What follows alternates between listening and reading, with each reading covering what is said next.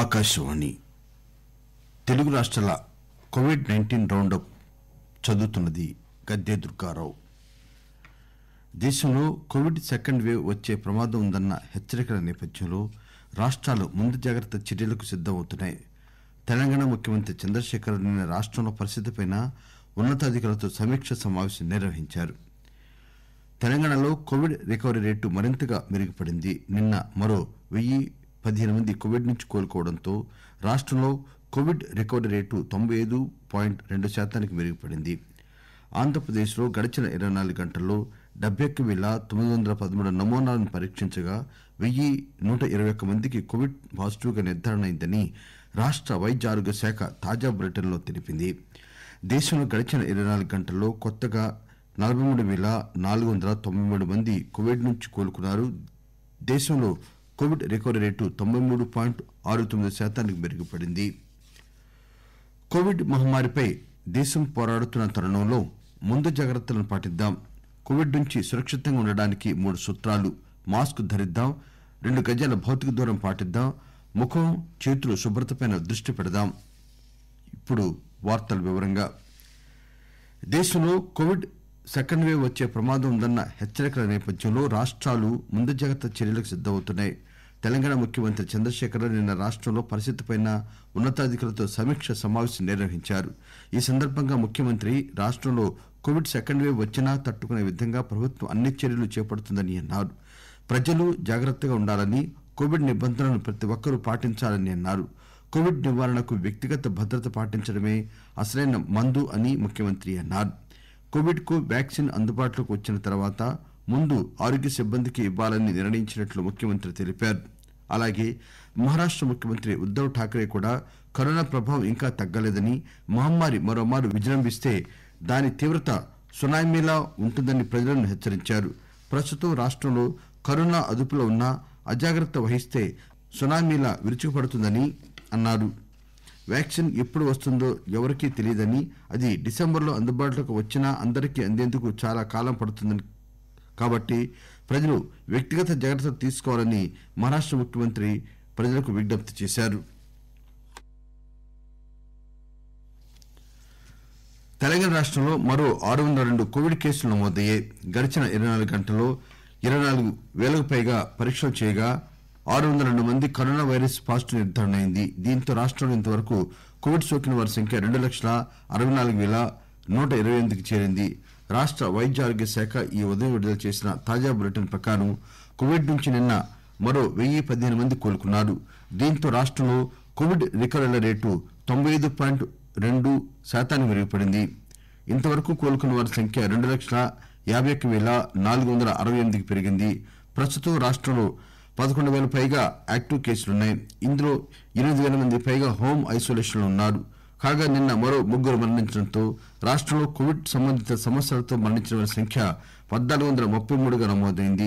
ఇలా ఉండగా జీహెచ్ఎంసీ పరిధిలో తాజాగా 129 కరోనా పాజిటివ్ కేసులు నమోదయ్యాయి. గడిచిన 24 గంటల్లో రంగారెడ్డి జిల్లాలో 62, మేడ్చల్ మల్కాజ్గిరి జిల్లాలో 60 కోవిడ్ కేసులు కొత్తగా నమోదయ్యాయి. కరీంనగర్ జిల్లాలో 51, జగిత్యాల 34, వరంగల్ అర్బన్ 27, భద్రాద్రి కొత్తగూడెం 25, సంగారెడ్డి 24, నల్గొండ జిల్లాలో 21 కోవిడ్ కేసులు కొత్తగా నమోదయ్యాయి.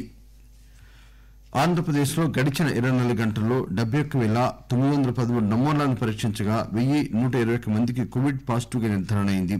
దీంతో మొత్తం కేసుల సంఖ్య 8,62,213కి చేరింది. తాజాగా కరోనా మహమ్మారితో 11 మంది మృతి చెందగా మొత్తం మృతుల సంఖ్య 9,998కి చేరింది. గడిచిన 24 గంటల్లో 1,631 మంది కరోనా నుంచి కోలుకుని ఇళ్లకు వెళ్లిపోగా ఇప్పటి వరకు 8,40,026 మంది కోలుకున్నట్లు రాష్ట్ర వైద్య శాఖ విడుదల చేసిన బులెటిన్లో పేర్కొన్నారు. ప్రస్తుతం రాష్ట్రంలో 14,249 యాక్టివ్ కేసులున్నాయి. ఇప్పటి వరకు 96,15,090 కరోనా శాంపిళ్లను పరీక్షించినట్లు ఆరోగ్య శాఖ బులెటిన్లో పేర్కొన్నారు. గడిచిన 24 గంటల్లో చిత్తూరు, కృష్ణా జిల్లాల్లో 2 కరోనాతో ప్రాణాలు కోల్పోగా అనంతపురం, తూర్పుగోదావరి, గుంటూరు, కడప, విశాఖ, విజయనగరం, పశ్చిమ గోదావరి జిల్లాల్లో ఒక్కొక్కరు చొప్పున మృతి చెందారు.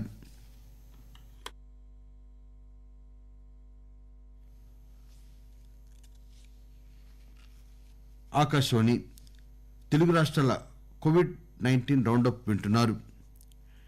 దేశంలో కరోనా నుంచి కోలుకుంటున్న వారి సంఖ్య రోజురోజుకు పెరుగుతోంది. గడిచిన 24 గంటల్లో కొత్తగా 43,493 మంది కోలుకోవడంతో ఇప్పటిదాకా కోలుకున్న వారి సంఖ్య 85,21,617కు చేరింది.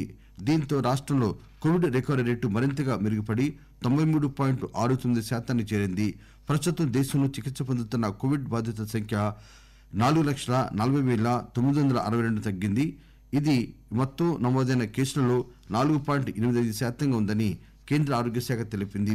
26 రాష్ట్రాలు కేంద్రపాలిత ప్రాంతాలలో చికిత్స పొందుతూ ఉన్న వారి సంఖ్య 20,000 లోపు ఉంది. మహారాష్ట్ర, కేరళ రాష్ట్రాల్లో మాత్రమే ఈ సంఖ్య 50,000 పైగా ఉంది. ఇలా ఉండగా కరోనా కేసులు ఉత్తరప్రదేశ్, పంజాబ్, హిమాచల్ ప్రదేశ్ రాష్ట్రాల్లో అనూహ్యంగా పెరుగుతున్నాయి. ఈ నేపథ్యంలో ఈ 3 రాష్ట్రాల్లో కోవిడ్ పరిస్థితులను పరిశీలించేందుకు ప్రత్యేక బృందాలను పంపాలని కేంద్రం నిర్ణయించింది. తెలుగు సినీ పరిశ్రమను కాపాడుకోవడానికి అవసరమైన అన్ని చర్యలు తీసుకుంటామని ముఖ్యమంత్రి చంద్రశేఖరరావు ప్రకటించారు. కోవిడ్ కారణంగా షూటింగులు ఆగిపోయి థియేటర్లు మూసివేయడం వల్ల పరిశ్రమకు, కార్మికులకు జరిగిన నష్టం నుంచి కోలుకోవడానికి ప్రభుత్వ పరంగా రాయితీలు, మినహాయింపులు ఇవ్వనున్నట్లు ముఖ్యమంత్రి వెల్లడించారు. చిత్ర పరిశ్రమకు చెందిన పలువురు ప్రముఖులు ప్రగతి భవన్లో ముఖ్యమంత్రితో సమావేశమయ్యారు. కోవిడ్ కారణంగా జరిగిన నష్టాన్ని వివరించారు. ప్రభుత్వ పరంగా ఆదుకోవాలని కోరారు. దీనికి ముఖ్యమంత్రి సానుకూలంగా స్పందించారు. కోవిడ్ బాధితులు డిసెంబర్ 1వ తేదీన జరిగే జీహెచ్ఎంసీ ఎన్నికల పోలింగ్ లో పాల్గొని తమ ఓటు హక్కును వినియోగించుకోవాలని రాష్ట్ర ఎన్నికల సంఘం తెలిపింది. సాయంత్రం 5 నుంచి 6 గంటల మధ్య కోవిడ్ బాధితులు పోలింగ్ కేంద్రాల్లో ఓటు హక్కు వినియోగించుకోవచ్చని ఎన్నికల సంఘం తెలిపింది. కోవిడ్ నేపథ్యంలో జేఎన్టీయూ పరిధిలో BTech second, third, final year semester పరీక్షలను విద్యార్థులు నివాస సమీప కాలేజీల్లో నిర్వహిస్తున్నామని university registrar professor Manzoor Hussain తెలిపారు. ఈ పరీక్షలు ఈ నెలాఖరు వరకు పూర్తవుతాయని, వచ్చే జనవరిలో కొత్త సెమిస్టర్ పరీక్షలు ప్రారంభమవుతాయని చెప్పారు. అలాగే రాష్ట్రంలో డిసెంబర్ 1 నుంచి బీటెక్ మొదటి సంవత్సరం తరగతులు ప్రారంభమవుతాయని ఆయన తెలిపారు. ప్రస్తుత విద్యా సంవత్సరానికి సంబంధించి ఇంజనీరింగ్ అడ్మిషన్ల ప్రక్రియ ఈ నెలాఖరు వరకు ముగియనుంది.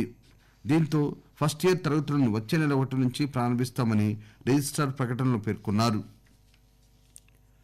దేశ రాజధాని ఢిల్లీలో కరోనా వేగంగా విస్తరిస్తోంది. ఈ నేపథ్యంలో కరోనా కట్టడికి ప్రభుత్వం పలు చర్యలు చేపట్టింది. దీనిలో భాగంగా ముఖ్యంగా మార్కెట్లలో కరోనా గైడ్ లైన్స్ అమలయ్యేలా చూస్తోంది. తాజాగా కరోనా గైడ్ లైన్స్ ఉల్లంఘించిన